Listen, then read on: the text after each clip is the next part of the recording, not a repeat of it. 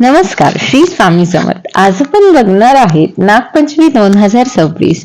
संपूर्ण माहिती व नागपंचमी केव्हा आहे जाणून घ्या. पूजेचे शुभ मुहूर्त व संपूर्ण पूजाविधी. श्रावण शुक्ल पंचमीला नागपंचमी साजरी करण्यात येते. हा सण श्रावणातील सर्वात पहिला सण मानला जातो. पावसाच्या सरीत प्रसन्न वातावरणात नागपंचमी साजरी करण्याची मजाच काही और असते. या दिवशी अनेक महिला मुली खेळ खेळतात, मेहंदी काढतात व उपवास करून नागाची पूजा देखील करतात. त्यामुळे जाणून घेऊयात यंदा नागपंचमी केव्हा आहे व पूजेचे शुभ मुहूर्त व विधी. नागपंचमी सण हा श्रावण शुक्ल पंचमीला साजरा केला जातो. या दिवशी महिला नागाची पूजा करतात. गावाकडे तर अजूनही नागाच्या वारुळावर जाऊन प्रत्यक्ष नागाची पूजा देखील केली जाते.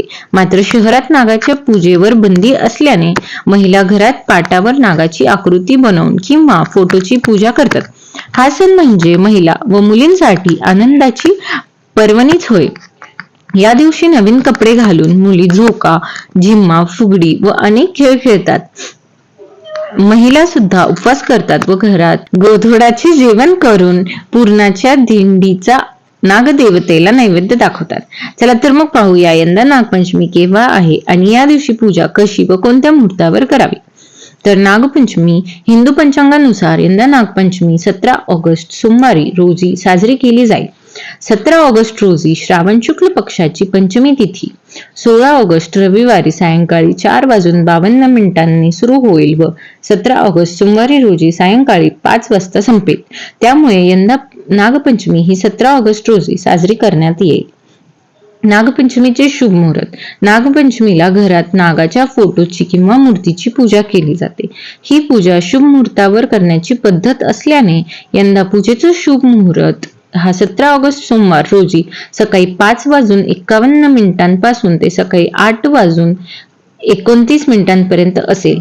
त्यामुळे नागपंचमीच्या पूजेसाठी जवळपास 4.5 तासांचा शुभ मुहूर्त यंदा असणार आहे. नागपंचमी पूजेचे महत्व. धार्मिक श्रद्धेनुसार ज्या लोकांना जन्मकुंडलीत कालसर्प दोष आहे ते नागपंचमीच्या दिवशी पूजा करून कालसर्प दोषातून मुक्त होतात.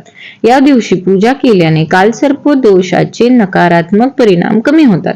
श्रीकृष्णाने कालीय नागाला नतमस्तक करून यमुनेच्या बाहेर याच दिवशी काढल्याचे पौराणिक कथा सांगते. तसेच धार्मिक श्रद्धेनुसार असे मानले जाते की जे या दिवशी ऋषींची पूजा करतात त्यांना सापांची भीती नसते. नागपंचमीची पूजा विधी. नागपंचमीच्या दिवशी सकाळी लवकर उठून स्नान झाल्यानंतर शुभ मुहूर्तावर पूजा करण्यास बसावे. नागपंचमीच्या पूजेत चौरंग किंवा पाटावर मातीच्या नागाची मूर्ती बनवली जाते, तर काही जण नागाचा फोटो मांडून पूजा करतात. याप्रमाणे तुम्ही मूर्ती किंवा फोटो पाटावर मांडावी. त्याला हळदी कुंकू वाहावे, मग फुले अर्पण करावी. धूप, दीप, अगरबत्ती लावून दूध आणि लाह्या, बताशे यांचे नैवेद्य दाखवावा. तसेच या दिवशी खास पूर्णाची दिंड उकडून केले जाते. हा नैवेद्य खास मानला जातो. त्यामुळे पूजा झाल्यावर आरती करून सर्वांनी दिंडीचा प्रसाद घ्यावा. व तसेच भावाचा उपवास हा प्रामुख्याने नागपंचमीच्या दिवशी केला जातो.